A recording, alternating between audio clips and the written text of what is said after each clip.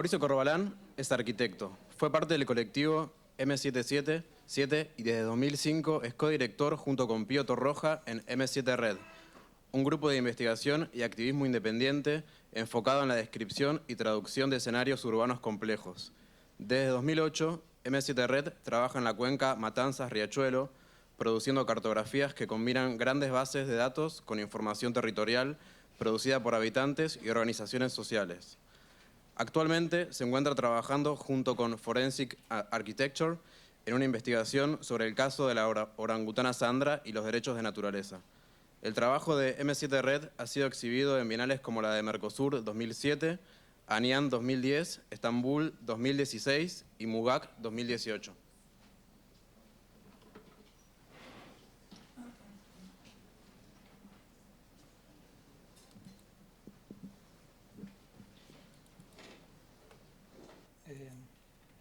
Buenas tardes, perdón, pero hace mucho que no uso Windows.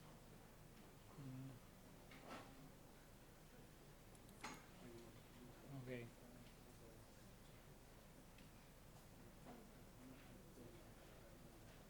A ver, un minuto. Sí.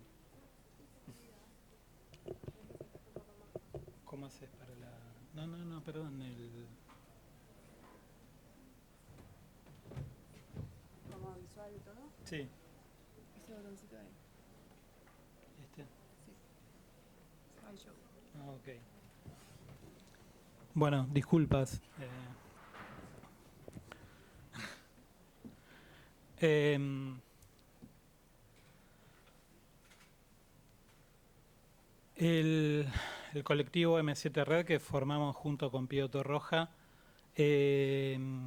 venimos trabajando en el caso de la orangutana Sandra desde el año 2015, cuando nos encontramos con Eyal Weizman en su visita a la Argentina. Eyal Weizman es un arquitecto de origen israelí, pero que trabaja en Londres. Paulo Tavares, quien va a hablar después que yo, también trabaja para Forensic Architecture. Y cuando lo conocimos a Eyal, fue una oportunidad de que trajo la exhibición de Forensis. Y nosotros pensamos que Eyal había presentado un libro que se llama La calavera de Mengele, donde de alguna forma hace una historia de la relación entre el hallazgo y la atribución del trabajo forense para la calavera de Joseph Mengele, que fue hallada en Brasil, con el trabajo que reproduce toda la construcción de una forma de trabajo que él va a llamar estética forense. De alguna forma, esa conexión de la estética forense que él sitúa en Sudamérica y que tiene que ver con los trabajos de la década del 80, donde aparece la figura de Clyde Snow y el equipo argentino de antropología forense, a nosotros nos incentivó a pensar que había una parte importante del trabajo de él que estaba situada en una historia contemporánea del proceso político argentino y sudamericano. Esta situación, bueno, tuvimos una escena interesante porque queríamos contactar a la gente del equipo argentino de antropología forense y las primeras veces que llamamos no nos atendían o nos contestaban con alguna evasiva. Entonces, una vez que logramos hablar con Luis von de Brieder, que es uno de los miembros fundadores, él dice, bueno, pero ¿qué tiene que ver el urbanismo con lo que hacemos nosotros? ¿Qué tiene que ver la arquitectura con lo que hacemos nosotros? Bueno, esa pregunta creo que tiene que ver con cómo nosotros nos involucramos para trabajar en conjunto y para empezar a tratar de ver qué tipo de respuestas tiene o qué tipo de consecuencias tiene esas posibles respuestas, ¿no?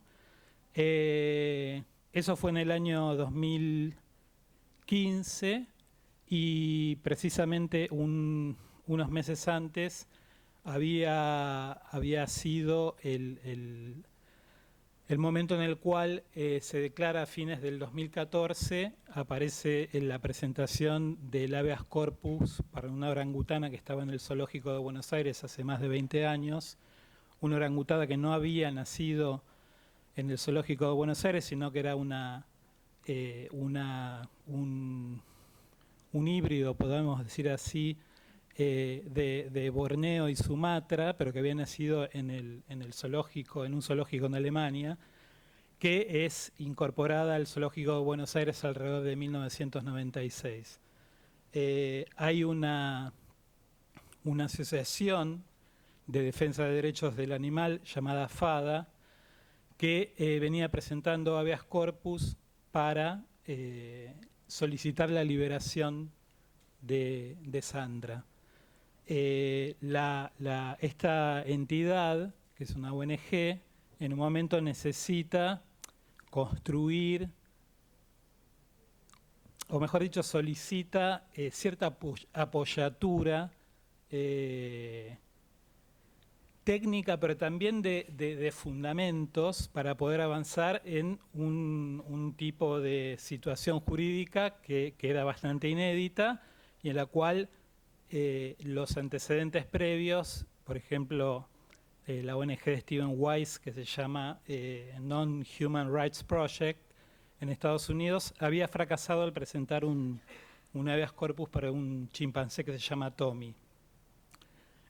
Con ese antecedente, AFADA estaba buscando mayor espesor en la presentación y contacta a un abogado que se llama Andrés Gil Domínguez, que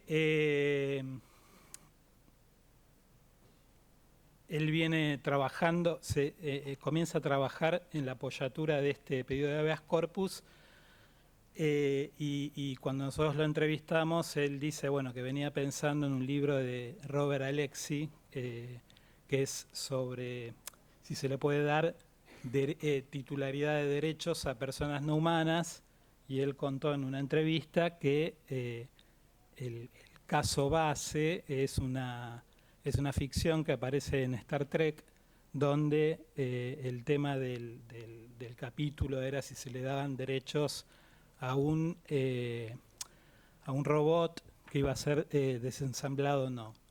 Entonces, es interesante porque la pregunta por la persona no humana es respecto a un robot, y desde ahí se arma una base conceptual para atacar el tema de Sandra, ¿no? Nosotros nos integramos a partir del 2015 a trabajar en la investigación. Nosotros éramos la cabecera de este lado del Atlántico, y donde nosotros podíamos tener acceso a los actores directamente que estaban participando del proceso y a la documentación posible, sobre todo la de los fallos, y después acceder al material de las audiencias donde se iba produciendo ese proceso, ¿no?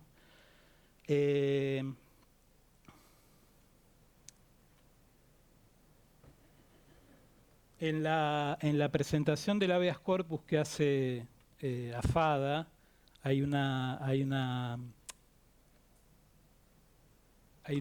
un término bastante interesante que dice, bueno, Sandra se encuentra en una jaula de cemento. Cuando dice una jaula de cemento es bastante sugerente porque uno tiene dos respuestas para eso. La jaula de cemento es la jaula de Sandra y la jaula de cemento es la ciudad para nosotros.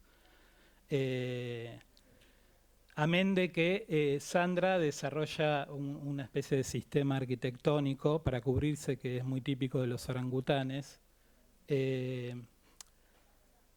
Hay una pregunta ahí, hay una pregunta cifrada que es una de las que va a surgir durante el proceso de investigación, ¿no? La idea de la jaula de cemento esta idea de lo que se llama enclosure en inglés, que se podría traducir como cercamiento. La palabra cage en inglés es más directa, con el latín cavea, que quiere decir cercamiento. Ese cercamiento es una figura arquitectónico-legal, ¿no? Porque tiene que ver justamente con esa delimitación que aparece cuando se quieren definir entidades, ¿no? Entonces uno delimita una entidad y ya se produce un umbral de incertidumbre a partir de delimitar algo con lo que queda fuera sin delimitar.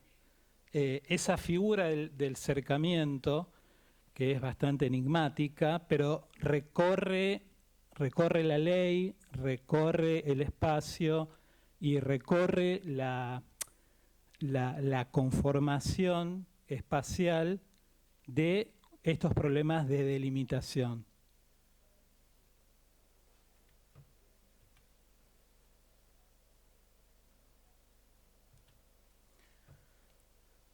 En los comienzos de la investigación, el material de video que vimos fue el primer acercamiento que tuvimos con Sandra.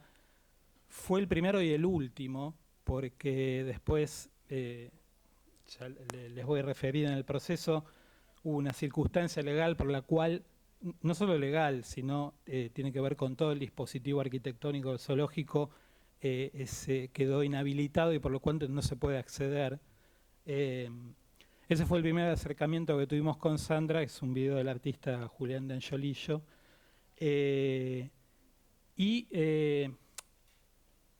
La situación era, Sandra interactuaba con los pocos visitantes que tenía el zoológico. Ha caído muchísimo, antes de que los cerraran, la cantidad de gente que iba al zoológico. El zoológico de Buenos Aires en algún momento llegó a ser el tercero en afluencia de público del mundo, por eso se privatizó en los 90. Pero lo que quería rescatar es que el zoológico está en los bosques de Palermo y está en una situación bastante interesante en el sentido de que ahí se produce una especie de corazón corazón de una especie de máquina ontológica, que podríamos decir así, que ha producido una espacialidad no solo en la ciudad, sino en el país, en el sentido de que es el que ha producido esta especie de campo binario de la producción de campo y ciudad, ¿no? Campo y ciudad como dos antagonismos, pero que están homologados en el sentido de que son una producción a partir de pensar un cercamiento muy particular del territorio, ¿no? que puede tener una multiescalaridad y que da lugar a situaciones de incertidumbre bastante disímiles. Como todos saben, el Zoológico de Buenos Aires está en los bosques de Palermo, que tiene una historia bastante particular porque fue la casa del gobernador Rosas, después llega Sarmiento, la demuele, llega a haber una escuela militar, etc. En un momento aparece, en la casa de Rosas aparece una jaula de fieras, que es una colección privada que tenía el restaurador, que es mantenida y es la base del zoológico. Pero además había todo un sistema de granjas que es lo que va a también ser la base de lo que es el predio de la sociedad rural. Entonces, ahí aparece, aparte, un montón de trabajos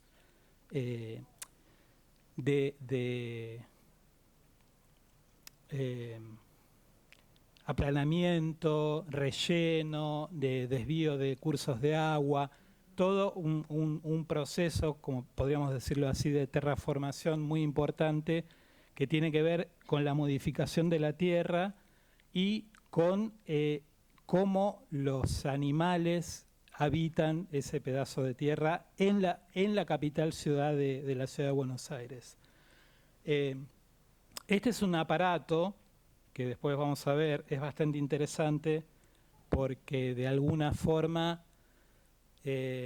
así como Brasil tuvo a Brasilia, yo creo que nosotros tuvimos este enclave de Palermo, que es un poco el que va a generar ciertas líneas en la producción espacial y que todavía hoy siguen operando, ¿no? Entonces cuando se dice siempre, bueno, Argentina es un país que no está planificado, habría que pensar qué quiere decir eso, ¿no? Pero hay una especie de máquina ontológica que va produciendo un tipo de construcción espacial, esquema legal, esquema de propiedad que opera en múltiples dimensiones. Y nosotros creemos que es un poco lo que nosotros vemos en este enclave.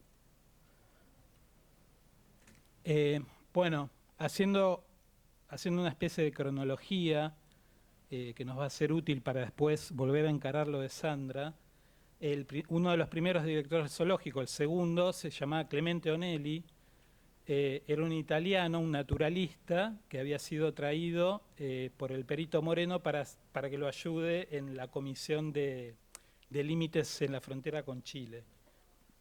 Entonces este naturalista viene a Buenos Aires y se embarca en una expedición, en varias expediciones que tienen que ver con los terrenos que no están delimitados y que después van a ser sometidos a arbitraje en la frontera con Chile en la Patagonia. Bueno, como todos los procesos de constitución de fronteras en Sudamérica, es un proceso de colonización interna. Ese proceso de colonización interna contiene altas dosis de violencia, pero también contiene ciertos esquemas que nos van a ir pensando a dónde nos va a llevar todo este extraño sistema de ensamblaje geográfico, legal y de violencia, no solo contra la tierra, sino contra los mismos que la habitan. Onelli es embarcado en esta misión con el propósito de ganar tierras para el país, entonces es directamente espoleado por el propio perito Moreno para que haga operaciones mientras los comisarios chilenos no ven. Entonces hay una parte muy interesante del libro Trepando los Andes, donde él cuenta dos situaciones que tuvo. Una es cuando el perito Moreno le ordena desviar un río a pico y pala. Él arma una expedición con galeses y aborígenes y desvía el río Fénix para que cumpla con la normativa de división de agua según altas cumbres, ¿no? Entonces ese río desembocaba en un lago y lo desvían y lo hacen llegar a un río, por lo tanto producen una operación de modificación del paisaje. Y después hay otra que cuenta que él tenía muy buena relación con los vaqueanos indígenas, pero los vaqueanos indígenas en un momento veían que él rescataba fósiles todo el tiempo y rescataba muchísimos fósiles, muchísimos esqueletos de indígenas que iba encontrando y en un momento tenían muchísimo miedo por ellos mismos, ¿no? Y efectivamente tenían razón porque él tenía un afecto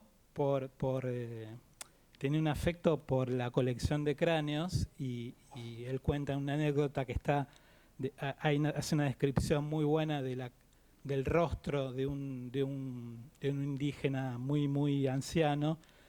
Cuando muere, él dice, voy a recordar el lugar donde está, hay un arbusto y hay montículo, vuelve al año siguiente y desentierra el cráneo y se lo lleva.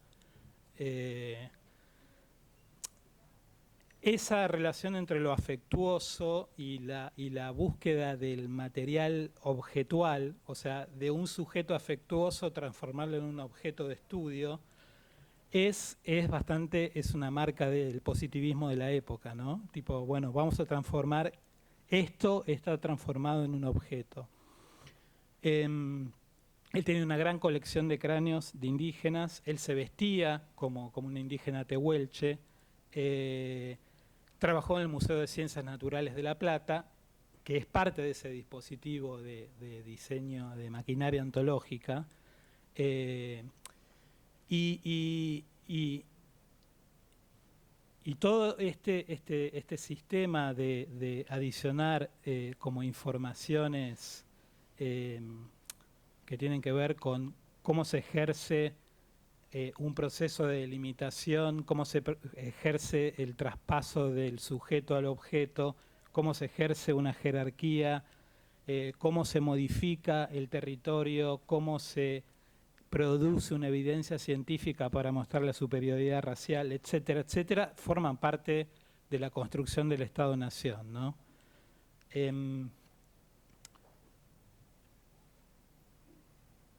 Años después hay un proceso que tiene que ver con el tema de justamente de recoger en una nueva aproximación el tema del colonialismo y la violencia, que es el documental de Pino Solanas que se llama La Hora de los Hornos, que ya tiene 50 años. Hay un momento muy interesante donde se hace pasar a la figura del oprimido por la figura del animal. Si bien esto ya había sido sugerido por la generación del 37 en El Matadero y otro tipo de literaturas, en la película de Solanas hay una construcción de un aparato estético que lo que hace es justamente volver sobre esa división de la ciudad-puerto que gestiona los territorios extractivos, los territorios que fueron anexados, de una forma y en la cual el objeto sacrificial es el animal. Y aparecen estas ideas de la violencia cultural, la monstruosidad se viste de belleza. Hay una imagen de Romero Brest en el Instituto de Itela. Pero lo que me parece que es interesante de esto es pensar en la figura del animal como el oprimido y tratar de correr de en la idea de esta lucha de la liberación nacional del tercer mundo, tratar de correr esa figura a la opresión animal. Todavía de una forma donde la liberación es antropomórfica, la liberación es humana, no es la liberación del animal, sino que es simplemente, podríamos ver una alegoría, ¿no? Pero hay algo de desplazar esta idea a una idea de la liberación del animal.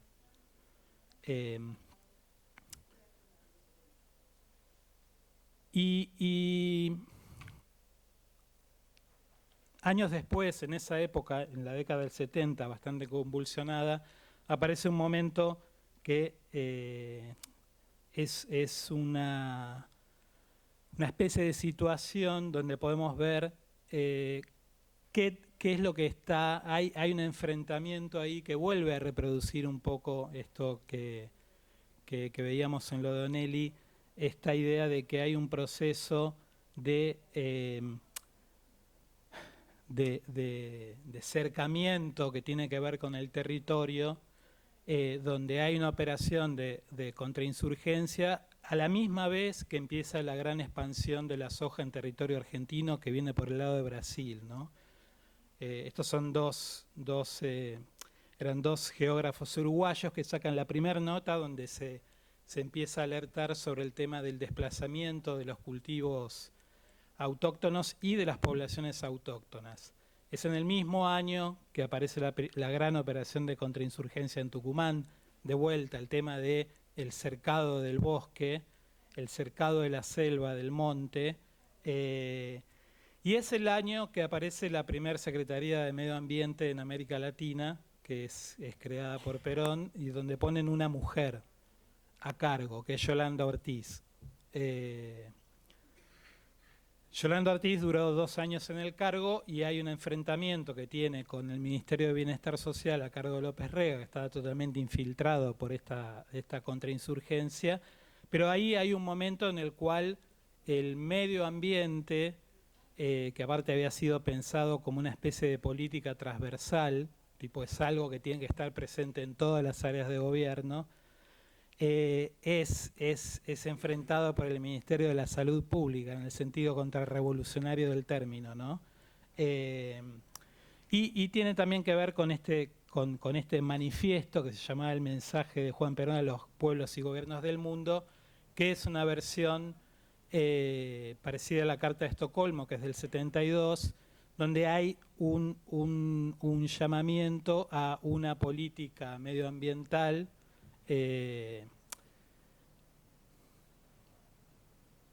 que no tuvo mucho eco, era una revolución mental, como decía Yolanda Ortiz, que no fue comprendida, que aparte quería terciar en esa situación antagónica que había en el mismo movimiento peronista, pero que constituye un antecedente y constituye una especie de precedente que más adelante van a tomar otros textos que tengan que ver con derechos de naturaleza, incluso puede llegar hasta Laudato Si, ¿no? Todo esto es una geopolítica bastante particular porque tenía una dimensión global con enfrentamientos territoriales muy localizados. Hay una parte que Perón dice, refiere, esto es una lectura que yo hago, digo, en un momento refiere a la idea de que el país está en una guerra de las proteínas, que el terreno nacional, el territorio nacional es, no lo dice así, pero es una especie de máquina metabólica que lo que hace es producir proteínas y que ese es un activo muy importante en una futura guerra cuando haya una explosión demográfica. Es una hipótesis de la década del 70, ¿no? Pero esta idea de que hay una descripción de todo el territorio a nivel molecular, la producción de proteínas, la producción de ganado, o sea, de animales de producción y la producción de grano, tiene una futurología, una especie de ficción bastante interesante para conectar con lo que pasó después.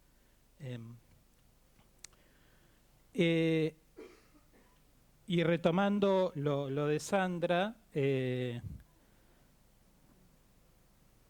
si uno tiene que pensar cuál es el proceso que le dio una legitimidad a la reentrada democrática en Argentina, tiene que ver con el juicio de las juntas, ¿no?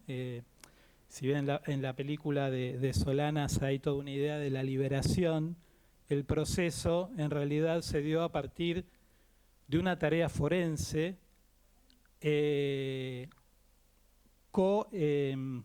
coparticipante en el primer proceso del juicio de las juntas, que es un proceso de innovación muy importante porque a nivel de derechos humanos significó la primera vez que un país democrático logra enjuiciar a los participantes de un proceso de terrorismo de Estado, ¿no?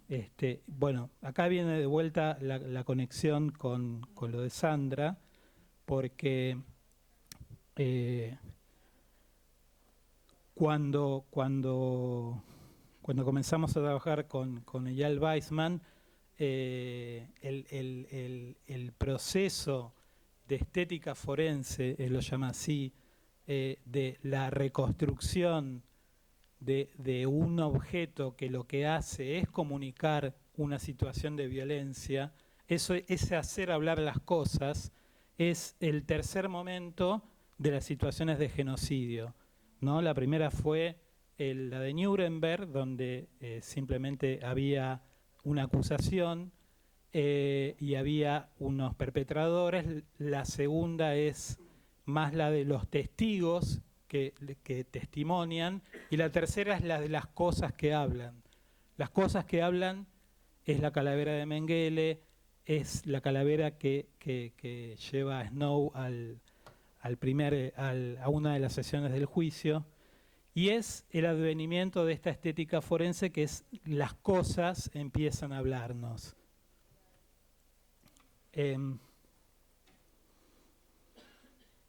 Si las cosas empiezan a hablarnos, eso quiere decir que hay un nuevo proceso de escucha, hay unas nuevas herramientas para hacer hablar las cosas, y las cosas empiezan a producir una forma de conocimiento diferente.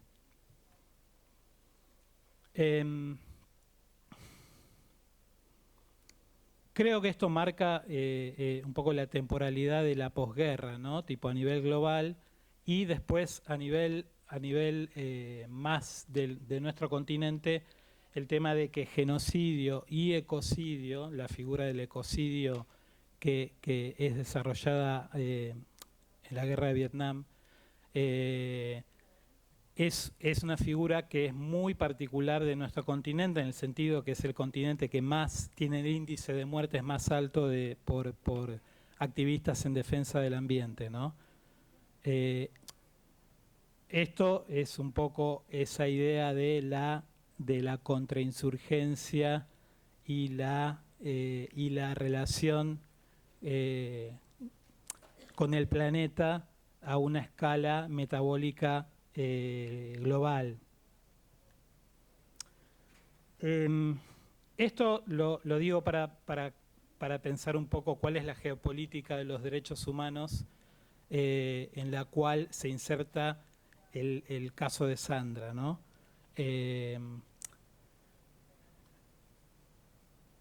Cuando aparece el caso de Sandra, hay un caso de ecocidio que está trabajando Forensic Architecture y que Paulo Tavares también trabajó ahí, en el cual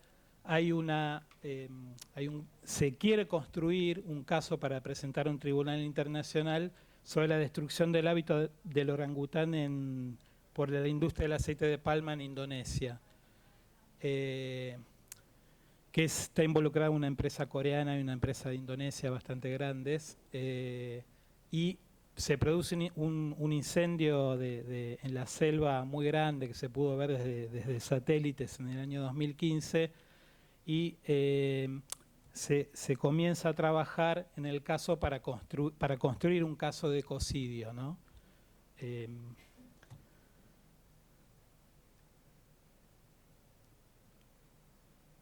Pero claro, un caso de ecocidio no es fácil de armar, y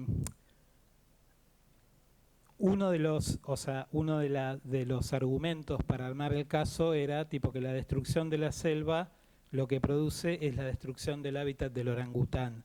Y el orangután es un animal, pero que es una figura bastante particular, primero porque su etimología es hombre del bosque, y porque aparecieron, hay muchísimos grabados desde el siglo XVII, cuando los europeos llegan a la zona, donde se produce todo el tiempo un continuo de las imágenes, donde por ejemplo aparece un simio de Java hominizado y un orangután que aparece prácticamente como una figura humana, ¿no? Tipo esta idea de expresar un continuo, incluso no solo un continuo, sino un proceso de animización bastante extraño, en el cual el orangután es mucho más humano que el simio de Java, ¿no? Estas representaciones que eran de origen holandés